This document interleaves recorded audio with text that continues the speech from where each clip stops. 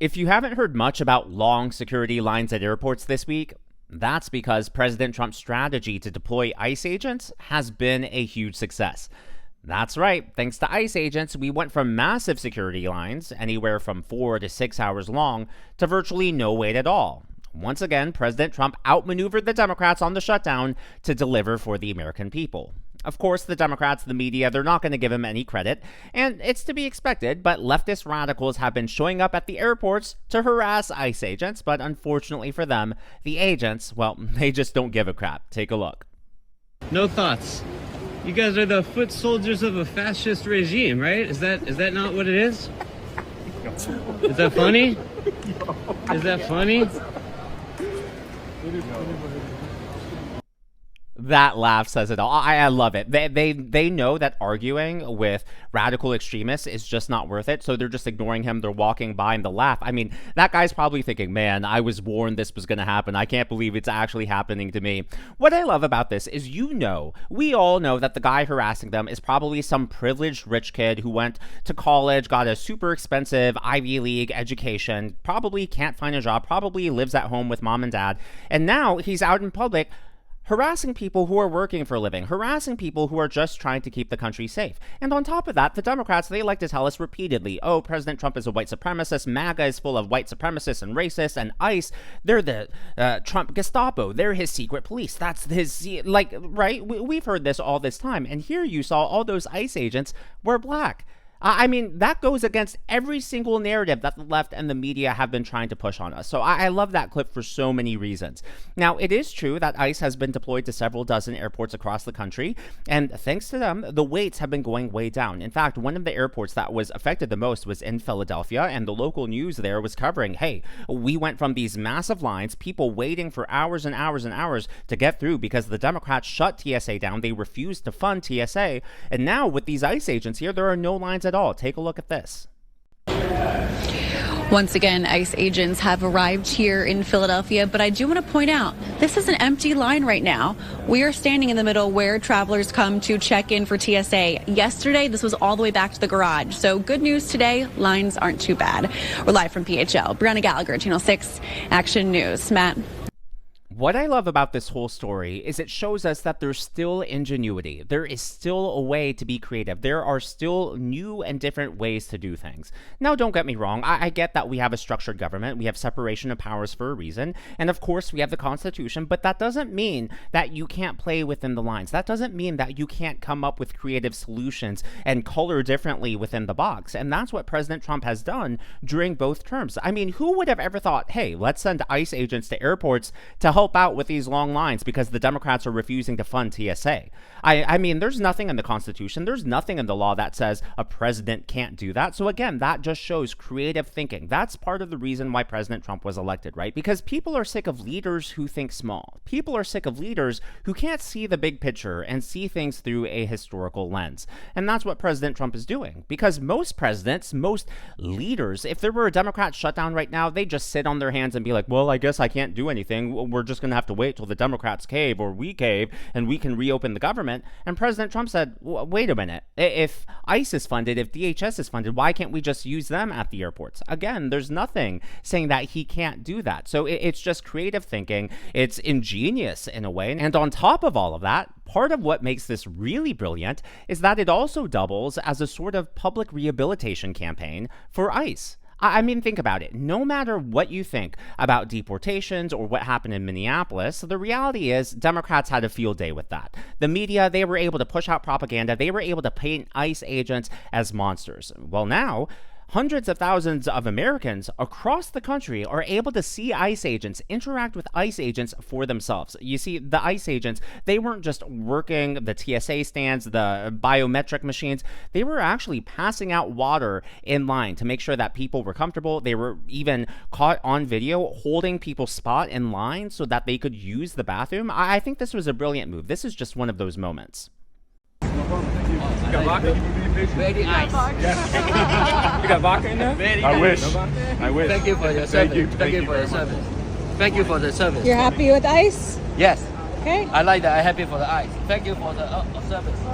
And it wasn't just that airport. Virtually all the airports they were at, they were doing line management, crowd control, and yes, they were working the TSA kiosks where they do the biometric scans. Now, a lot of leftists were saying that, oh, ICE agents are just standing around at airports, they're not doing anything, it's a waste of taxpayer dollars. So it actually turned into a trend where people took out their phones and they started recording the the ICE agents at the TSA stand saying, actually, they're working. They're not just standing around, they're not just mooching off of taxpayer dollars. Here's one of those clips.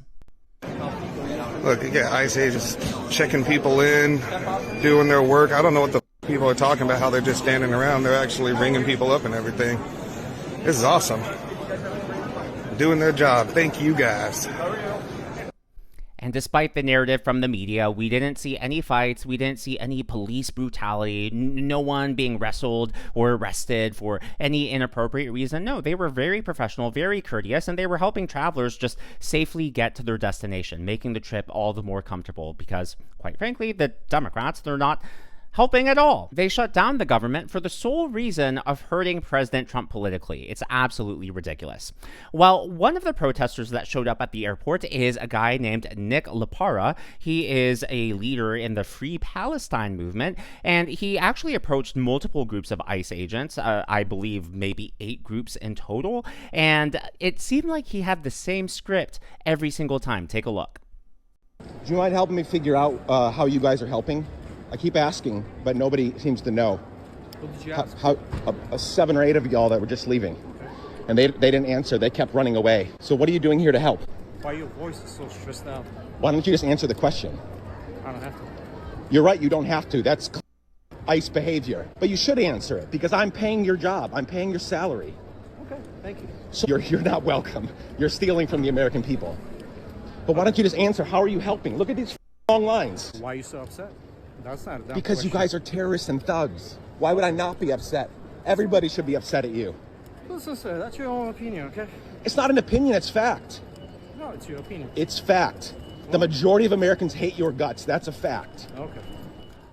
I mean, kudos to the ICE agents, keeping their composure, just keeping their cool. It takes a lot of patience to do that. And obviously, we just see what gets recorded and posted online. And not just posted, but what happens to go viral. I can only imagine how much they actually deal with on a day-to-day basis. How much happens off camera. How much happens when the rest of the world isn't watching. And yet, they're able to maintain that professionalism. And it's really a miracle that things aren't worse than they already are because Democrats, these leftist agitators, I mean, they really get in their faces. They get really confrontational. And so, hey, Matcham, it just speaks to the quality of people that are being brought in to the airports to help alleviate the problem that the Democrats have created. Now, here's another video that Nick posted, and you'll notice he has the exact same talking points. Some of it is even verbatim compared to that first video. It's almost as if he has this pre-memorized script. He has his talking points that he wants to go out there with to harass people who are just trying to do their job, trying to keep people safe. Take a look. Can you guys help me figure out how you guys are helping? They told me you guys were here to help. Yes.